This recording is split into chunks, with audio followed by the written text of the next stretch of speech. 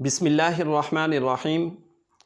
ناظرین محترم، سرکار دو عالم صلی اللہ علیہ وآلہ وسلم جس مکان میں پیدا ہوئے،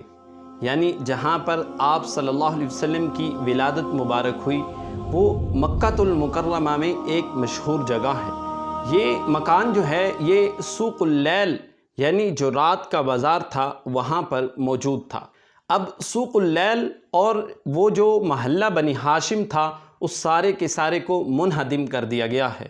اور وہاں پر ایک لائبریری جو ہے وہ تعمیر کی گئی ہے۔ اور یہ مکان جو ہے یہ نبی مکرم صلی اللہ علیہ وآلہ وسلم کو وراثت میں ملا تھا، اور پھر آقا علیہ الصلوۃ والسلام نے ہبہ کے طور پر حضرت عقیل بن ابی طالب کو عطا فرما دیا۔ پھر اس کے بعد یہ مکان جو ہے یہ حضرت عقیل بن ابی طالب اور ان کی اولاد اور ان کے قبضے میں ہی رہا، لیکن ایک وقت یہ آتا ہے کہ ان سے حجاج بن یوسف کا بھائی جو محمد بن یوسف تھا اس نے 1,00,000 دینار کے عوض اس مکان کو خرید لیا جہاں پر آقا علیہ الصلوۃ والسلام کی ولادت ہوئی تھی۔ اس مکان کو اپنے استعمال میں لیا اور ایک عرصے تک اسے دار ابن یوسف کہا جاتا رہا۔ پھر جب ہارون رشید کی والدہ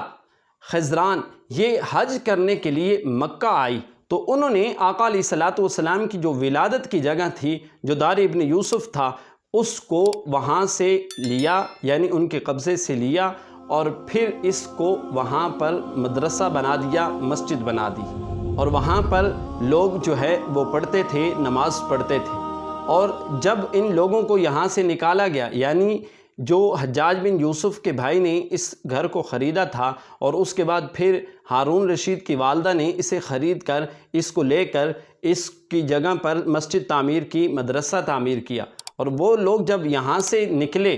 تو وہ کہتے ہیں، ان کا اپنا بیان ہے کہ اللہ کی قسم جب تک ہم وہاں پہ رہے نہ ہمیں کبھی کوئی پریشانی ہوئی نہ کبھی کوئی ہمیں غم آیا، اور جیسے ہی ہم وہاں سے نکلے تو ہمارے اوپر مشکلات کے جو پہاڑ تھے وہ ٹوٹ پڑے۔ یعنی آقا علیہ الصلوۃ والسلام کی ولادت کی جگہ کی اتنی برکت تھی کہ اللہ رب العزت نے مشکلات سے بھی دور رکھا ہوا تھا۔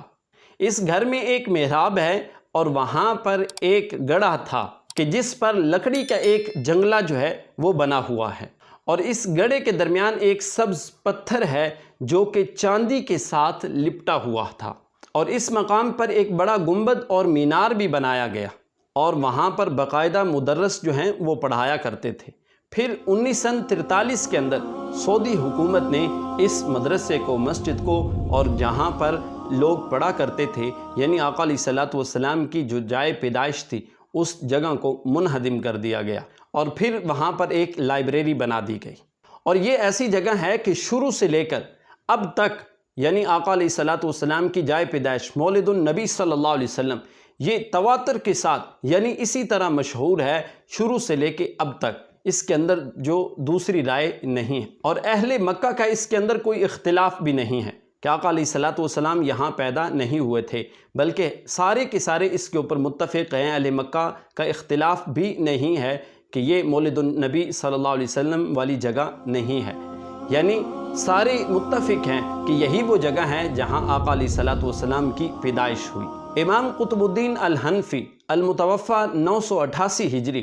مولد النبی صلی اللہ علیہ وآلہ وسلم کے بارے میں فرماتے ہیں، یعنی جو جائے پیدائش ہے آقا علیہ الصلوۃ والسلام کی اس جگہ کے بارے میں فرماتے ہیں کہ یہ جو جگہ ہے یہ بڑی مقبولیت والی جگہ ہے، یہاں پر اللہ عز و جل دعاؤں کی قبولیت فرماتا ہے۔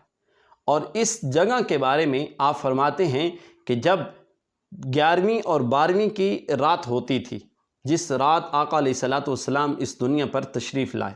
فرماتے ہیں کہ جس کی آج تک زیارت کی جاتی ہے اور اس کے ساتھ ایک مسجد ہے، وہاں نماز پڑھی جاتی ہے، اور یہاں پر پیر کی رات شب میلاد یعنی محفل ہوتی ہے جس میں لوگ کثیر تعداد میں ذکر کرتے ہیں۔ ہر سال 12 ربیع الاول کی رات کو اس جگہ کی خصوصاً زیارت کی جاتی ہے، اور اس رات باقاعدہ مسجد حرام کے اندر عظیم اجتماع ہوتا ہے، اور اس اجتماع کے اندر تمام علاقوں کے لوگ، علماء، فقہاء، گورنر مکہ اور فقہ حنفی، فقہ مالکی،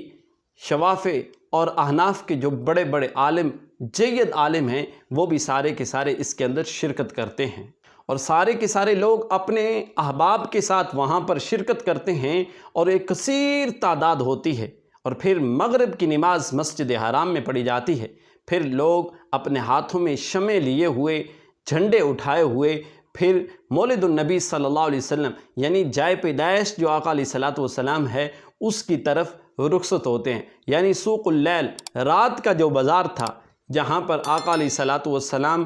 کا گھر مبارک تھا، اس جانب بڑھتے ہیں، ذکر اذکار کرتے ہوئے، درود و سلام کے گجرے پیش کرتے ہوئے۔ فرماتے ہیں کہ ان کے ہاتھوں میں کثیر تعداد میں شمع، فانوس اور مشعلیں ہوتی کہ ہر شخص جو ہے وہ ذکر اذکار کرتا ہوا آقا علیہ الصلوۃ والسلام کے در پر پہنچتا، یعنی اس مقام پر پہنچتا جہاں پر آپ صلی اللہ علیہ وسلم کا گھر تھا، اور اس جگہ پر ایک بڑا عالم خطاب فرماتا۔ تو ناظرین محترم، پتہ چلتا ہے کہ لوگ صدیوں سے سرکار دو عالم صلی اللہ علیہ وسلم کی تشریف آوری پر میلاد کی محفلیں جو ہیں وہ سجاتے ہیں۔